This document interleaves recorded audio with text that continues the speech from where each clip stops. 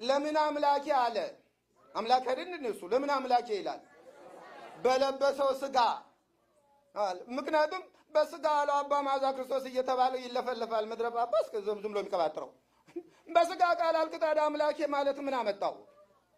መለኮት አምላክ አለው? በባህረ መለኮቱ አምላክ የለም። አምላክ አንድ ነው። ስጋን እስከለበሰ ድረስ ያለበሰው ስጋ ፍጡር ነውና አምላኬ ስጋን አለበስከኝ አይደል ያለው? አልባሽ አለ ለባሽ አለ አይደል? በዚህ ንግግር ውስጥ ይሄንን ነው። ለባሹ እግዚአብሔር ወልድ ነው። አልባሹ ደግሞ ማን ሆነ?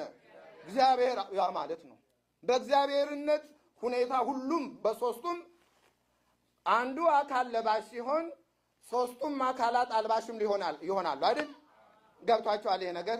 በእግዚአብሔርነት አንድ ናቸው ማለት ነው። ስጋን ፈጥሮ ተዋህደ የምንለውም ለዚህ ነው። በመፍጠሩ እሱም አብም መንፈስ ቅዱስም አሉበት። ተለያይቶ አይደለም የሚሰሩት። ያን የለበሰውን ስጋ እንደ ሸማ ነው ብንል ሶስቱም አብረው ሰሩት ሸማውን ማለት ነው። የለበሰው ግን ማን ነው? ሶስቱም ለበሱ። ማን ነው የለበሰው ያንን ሸማ? እግዚአብሔር ወልድ አንዱ አካል ብቻ። የሰሩት ግን አብረው ነው። ምክንያቱም ፈጣሪ እስካልነ ድረስ ፈጣሪ የሚባለው አንድነታቸውን የሚያመለክት ነው። አንዱ ከአንዱ ተለይቶ የሚሰራ አይደለም። ለዚህ ነው ነአምን በአሃዱ አምላክ በአንድ ፈጣሪ እናምናለን ያለው ለዚህ ነው።